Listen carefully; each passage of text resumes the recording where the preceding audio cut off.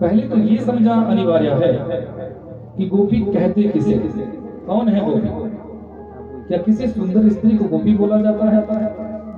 क्या किसी जवान नारी को गोपी बोला जाता है? कौन है गोपी? तो गोपी भाव को समझिएगा, गोभी इंद्रिय कृष्ण रस युवती सागो, जो अपनी प्रत्येक इंद्रिय के द्वारा कृष्ण रस भक्ति का पान करती है या करता है, बंधु वो गोपी।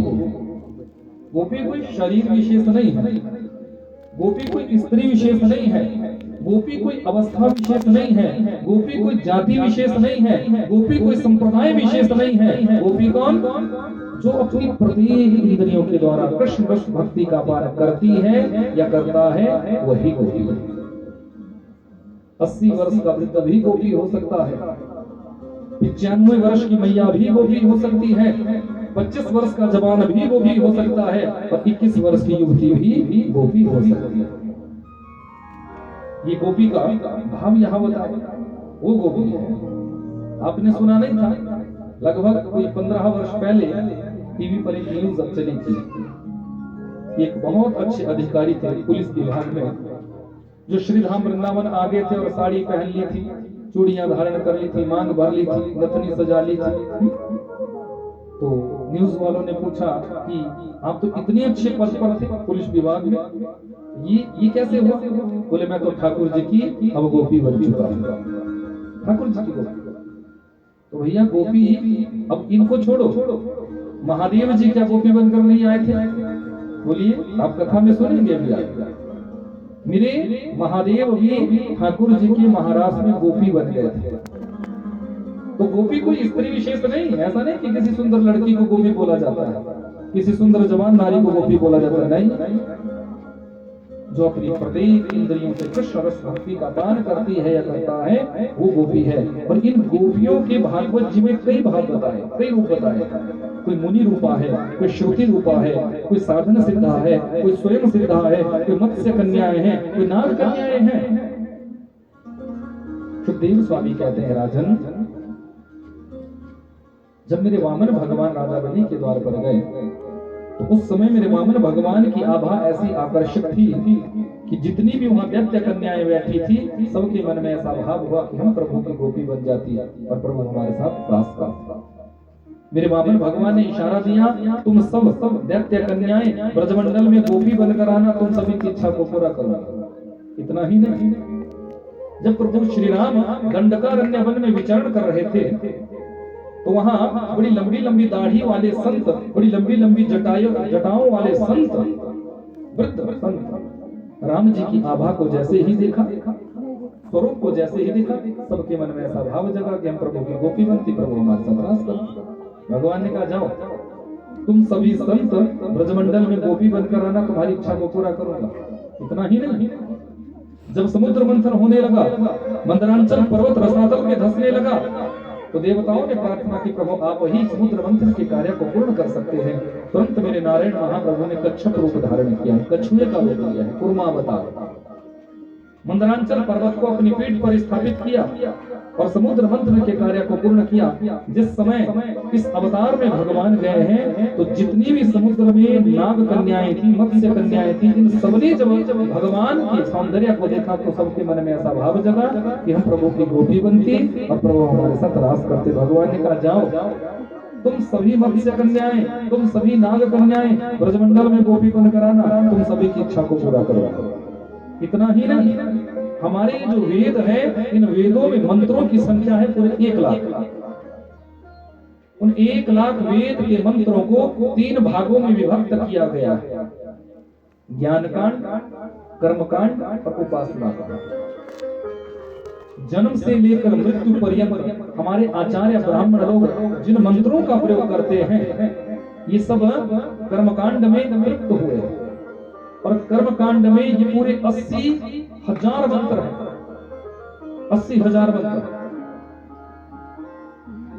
4,000 मंत्र ज्ञान कांड में प्रयुक्त किए गए और 16,000 मंत्र उपासना कांड में प्रयुक्त किए गए। उपासना का मतलब ये नहीं होता, आप लोग कह देते हो ना कि आज तो मेरे उपवास है, भूखे रहने को उपवास नहीं बोलते। कि आपने रोटी नहीं खाई, भोजन नहीं किया और आप बोलो कि मेरे तो व्रत है जी, मेरे तो उपवास है। ऐसे उपवास तो अजगर भी कई कई महीनों तक करता है, फिर उसके तो रोज ही व्रत हो रहे। जंगल का सिंह सियार भी कई कई दिनों तक उनके उपवास हो जाते हैं जब कुछ खाने को नहीं मिलता। भैया भूखे रहने को उपवास नहीं बोला जाता।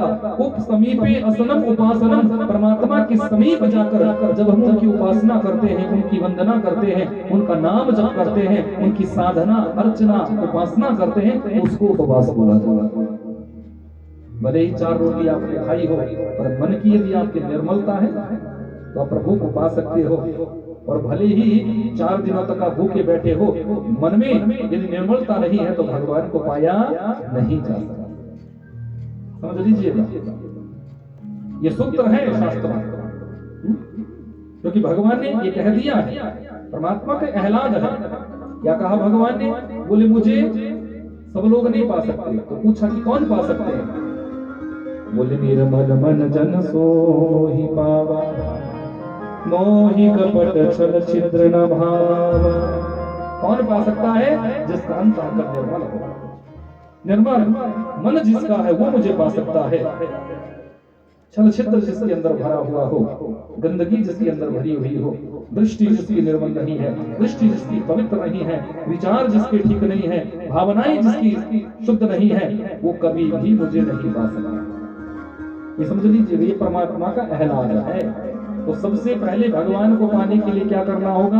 अपने मन को निर्मल बनाओ। निर्मल मन जन सो मोहि पावा। और मन निर्मल हो सकता है भजन से।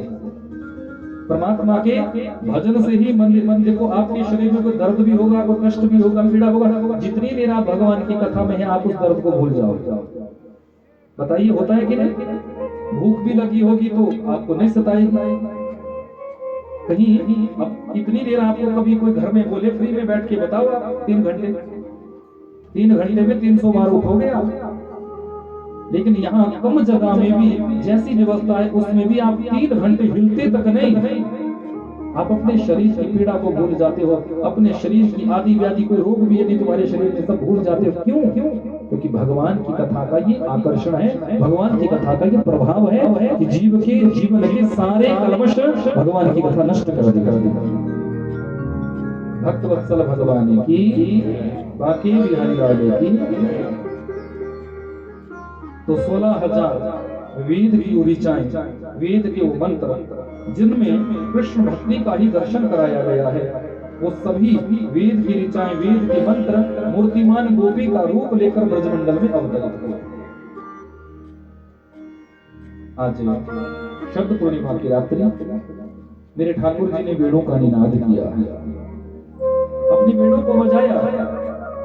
वेणु को बजाने वाले हैं एक श्री कृष्ण, और उस वेणु ध्वनि को सुनने वाली है हजारों लाखों गोपियां। लेकिन प्रत्येक गोपी को उस वेणु ध्वनि में अपना ही नाम सुनाई दे रहा है। अब एक प्रश्न मैं आप सभी से करना चाहूंगा, यदि किसी गांव में, किसी नगर में, किसी कस्बे में, किसी मोहल्ले में एक नाम की 5 स्त्रियां रहती हो, तो जिसको जिसका पति बुलाएगा वही तो जाएगी। ऐसा तो नहीं होगा कि पड़ोसन उठकर आ जाएगा। बोलिए, भले एक नाम की 4-5 स्त्रियां हो, तो जिसका पति जिसको बुलाएगा वही तो जाएगी। ऐसा तो नहीं कि पड़ोसन उठी और चली गई। बोलिए, तो यहाँ तो ठाकुर जी ने बुलाया किसी को भी नहीं है। ठाकुर जी ने तो सिर्फ और सिर्फ वेणु का निनाद किया है, अपनी बांसुरी को बजाया है। लेकिन उस वेणु ध्वनि में प्रत्येक गोपी को अपना ही नाम सुनाई दे रहा है, अपना ही नाम। सारी गोपियां दौड़ पड़ी है। और एक बात और समझिएगा, आपके पतिदेव यदि आपसे कहते हैं कि देवी चल आज तुझे मैं घुमाने ले जाऊंगा, तो आप क्या करते हो? सजते हो, श्रृंगार करते हो, अच्छे से सजोगे। शादी ब्याह में भी कहीं जा रहे हो, किसी पार्टी में भी यदि जा रहे हो, तो आपको लगता है कि मैं इतना सज धज कर जाऊं कि मेरे पति की दृष्टि मेरे ऊपर ही रहे, किसी के ऊपर ना जाए। करते हो ऐसा कि नहीं? लेकिन यहाँ ठाकुर जी ने जब वेणु ध्वनि करी है, तो ये गोपियां जिस अवस्था में थी उसी अवस्था में भाग चली। यदि कोई भोजन बना रही थी तो भोजन बनाते बनाते दौड़ पड़ी है। यदि कोई पति की सेवा में बैठी थी तो वहां से उठकर भाग चली है। यदि कोई लीप रही थी, चौका लगा रही थी तो उस क्रिया में भाग गई।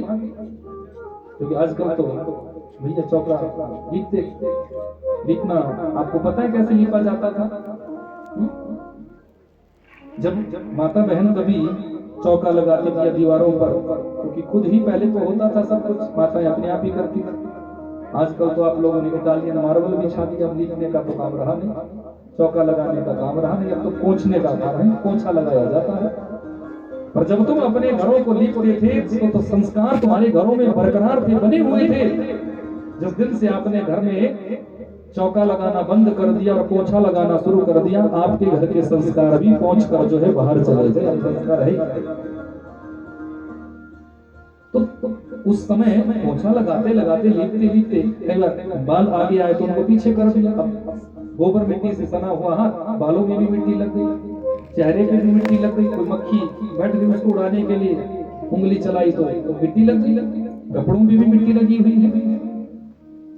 अब देखो ऐसे जिन वस्त्रों में गोबर मिट्टी लगी हुई है, ऐसे वस्त्रों में ही गोपियां भगवान की ओर दौड़ पड़ी।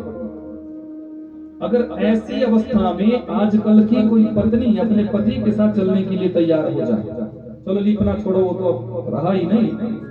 मान लो आप अपनी पाकशाला में भोजन बना रहे हैं और आपके पतिदेव ने कहा कि चलो घूमने चले, और आप उन्हीं वस्त्रों में जो आपके घर के कपड़े होते हैं, थोड़ा सा आटा भी लगा हुआ है, उनमें दाल के छींटे भी पड़े हुए हैं, उन्हीं कपड़ों में आप चल पड़े।